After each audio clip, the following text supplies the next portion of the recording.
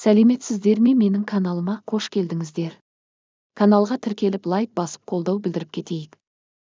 Махаббат. Астананың шағын ғана районында Диляра есімді сұлу қыз тұратын. Оның көршісі, әрі жақын құрбысы аяулымда, олдан кем емес еді.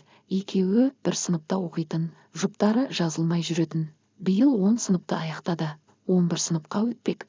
Диляра ақылды. Барлық нәрсеге шүкіршілік айта білсе, аяулым іші тар, бәрі менікі болса екен деп жүреді. 10 сынып соңғы күні сыныптастар болып вечеринка ұйымдастырмақшы болды. Вечер Диляраның жігіті Нуриддиннің үйінде өтетін болды. Үйінде ешкім болмайтынын, ата-анасы рұқсат беретінін айтты. Бәрі қуанып, вечерді сағат 22:00 бастаймыз деп шешті. Диляра мен аяулым қызу дайындық үстінде. Диляра аяулымға қарағанда сұлуырақ еді. Өзі киіп шықты.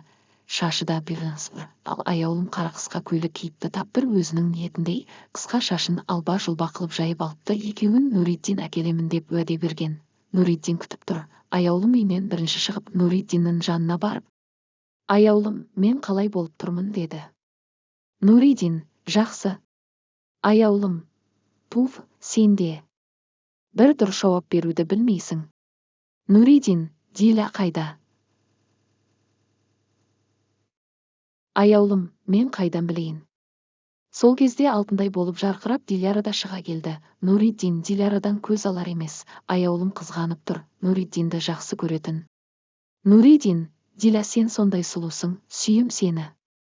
Диля ұялып жымиып қана қойды. Аяулым: «Жә, жетер, кеттік, вечерден қалдық қой». Диля: «Кеттік». Нуриддин Диля аяулымда вечерге келіп жетті. Вечер қызықты өтіп жатыр, бәрі билеуде. Кенет би вальске қосылды. Нурид Диляға қарай бара жатыр еді. Жолда аяу ұстап алып: «Бұл жолы екеуміз билейікші» деді. Нуриддин жоқ десе де, аяулым қоймаған соң билеуге тура келді. Диля Дарханмен билеуде. Нуридке қарап жымиып қояды. «Дархан, Нурид жұбымызды ауыстырсақ қайтеді?» Нурид қуанып кетеді.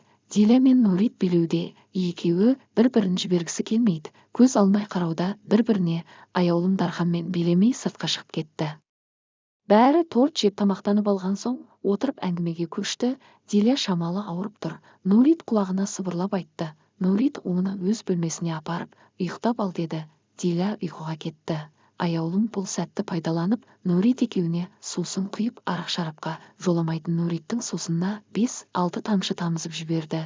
Нуридке ұсынып екеуі бірге ішті. Диля ұйқыда. Нурид масайыңқырап қалған. Аяулым оны құшақтап отыр.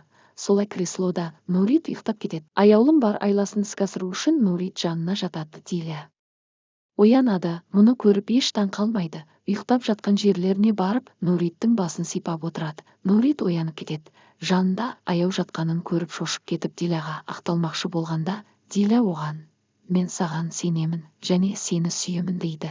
Нурид орнынан тұрып Диляны құшақтады. Аяулым жоспары іске аспағанына ашуланып отыр. 5 жылдан соң Диля мен Нурид сондай бақытты. 2 ұлы мен 1 қызы бар. Олардан асқан бақытты адамдар жоқ. Бір-бірлерін әлі сүйеді. Ал аяулым жалғыз.